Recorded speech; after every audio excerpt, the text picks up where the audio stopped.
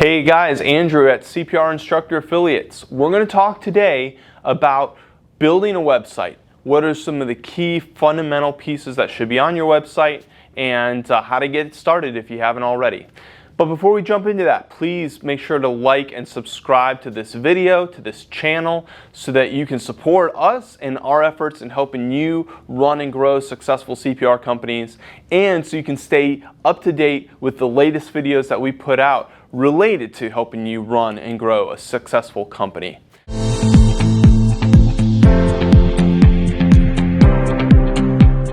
Now, websites. Where do you start? How do you get going? Some of you might have a background in websites, some of you may not, and that's okay.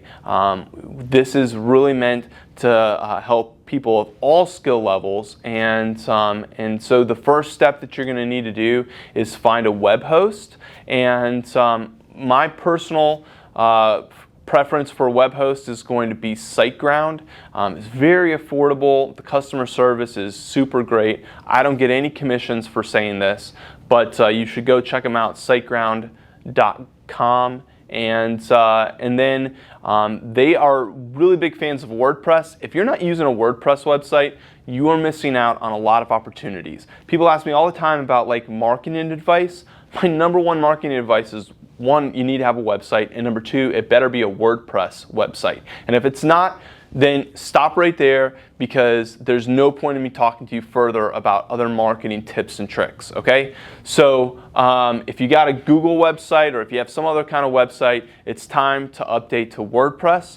Go to siteground.com, sign up for their web hosting. It's just a few bucks a month, and they'll actually set your WordPress site up for you, and the customer service is phenomenal. Any questions you have, they're able to help you out along the way.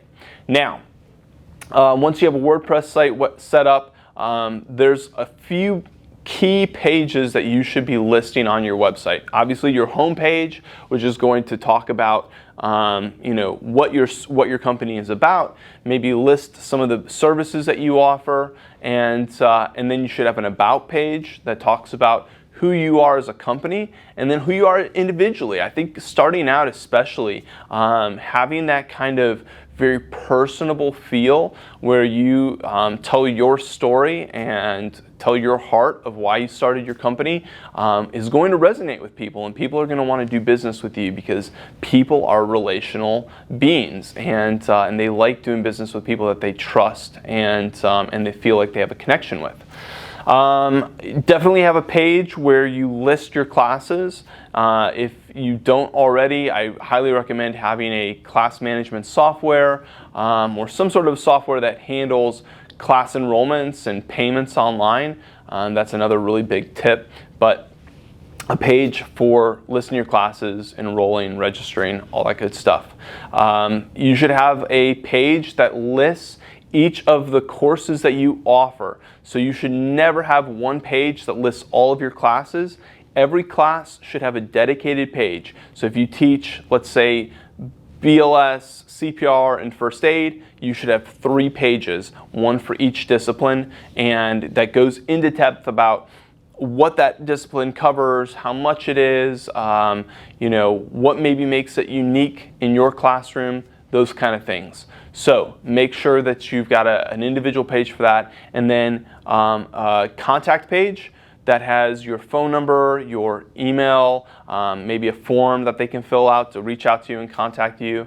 And then lastly, you should have a blog. And this is where you need to invest a ton of time into, is creating very high quality content that truly answers people's questions. Not just a bunch of fluff, but content that people are going to want to read, and they walk away feeling informed and feeling like you helped them. And when you can create content like that, Google is going to pick up on it. It's going to rank your website, and that's what's going to lead traffic to you, and what's going to increase your registrations for classes. Now, a few other little tips that I would recommend. At a minimum, your pages should have at least 500 words per page. That's just good, basic, practical tips there. Google likes pages that have content to it. If you just like put 150 words on that page, it's not going to rank well. It's not going to be valued much by Google. Also, definitely in your footer, you should have your contact information, and even maybe in your header of your website, have contact information, at least a phone number. And while we're speaking of phone numbers, you should go ahead and make sure that your phone number that you list is not your personal cell phone number, but it is a separate, dedicated business number. And if you want to do that on the cheap, you can go to Google Voice and get a free number. It's still going to come to your cell phone, but your ability to be able to turn that off when you're not on the clock is invaluable. And trust me, as your company gets larger, you don't want the world having your cell phone number because you don't want to be the only person having to work all the time. So those are some tips and tricks, some of the key fundamental components to what should be on your website. I hope this was helpful. Please leave comments or questions below. Definitely we'll get back to you and try to answer all of those as we can. If you want to learn more and you have a desire to learn more about growing your business, you can head over to cprinstructoraffiliates.com. We've got a lot of other great resources there, not just content, but other tools for building a successful business. Hope this was helpful. Thanks for tuning in. This is Andrew at CPR Instructor Affiliates.